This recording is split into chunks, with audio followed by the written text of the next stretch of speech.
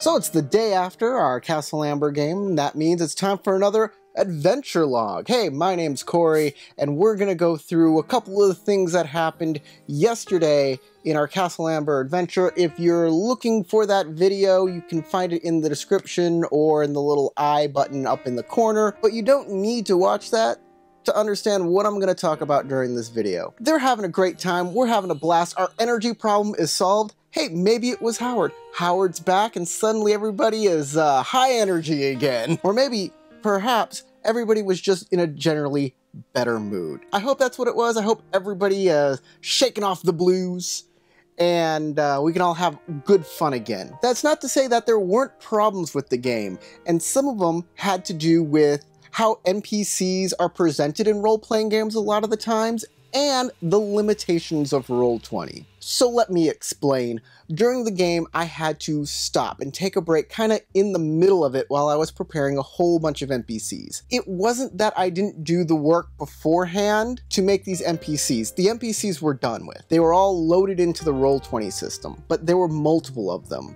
I had to deal with lupins, Rakasta, direwolves, saber-toothed tigers, giant elks, and Andre Amber. That's 6 different NPCs.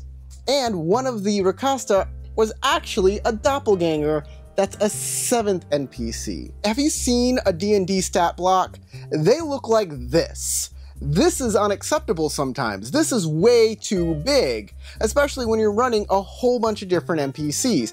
NPCs need to be a lot simpler. Hey, I could reduce these NPCs down to a couple stats: power, speed, and let's say personality. That would include your charisma and your intelligence and wisdom all together. That's all you really need for the NPC, and then on top of that core thing, you could put all of your special abilities. Hey, Numenera has my favorite type of NPCs. They just have one stat that NPC's level, and everything else is stacked on top of that. It makes NPCs a breeze, a dream. They have, I think, the best NPCs in all of RPGs. Check out Numenera. I can't say enough good things about the Numenera game. So I have these big old NPC character sheets here. I have 7 of them, and let me show you. Let me go into Roll20 and open up 7 NPC sheets at once. As you can see here, it is a nightmare. You can't do anything with this. I've come up with a way to kind of handle this and see the map at the same time. And how I do that is I go to full screen mode, then I click that little button right there that it'll basically make this another tab. But then I can't go back a tab because of how Google Chrome works. I don't know. Do you guys have a workaround for this? Can you tell me how to do this better?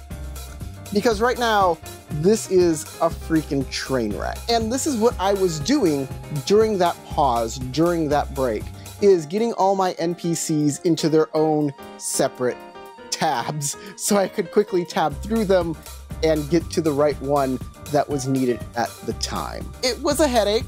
It was a nightmare.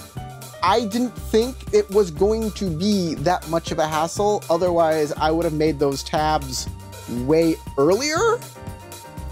I mean, I do the work. I do my legwork on these games, but it did catch me by surprise. So now I know when I have multiple types of NPCs that I have to deal with, I should prepare those as tabs in advance to seamlessly go through that game, and then cry silent tears when the party actually doesn't go into that room or bypasses that encounter altogether and spoil all the work I've done. Well, I hope you've enjoyed this episode of the Adventure Log. Hey, join our patrons. Here are our patron squires and our patron knight, Andrew. Thank you the most, man, and because he is a patron knight, he is going to get our adventure for this month, which is a night at the inn. But hey, you don't need to be a patron to be part of the Order of the Dead Unicorn. I love you all the same. Keep gaming out there, and I'll see you next time.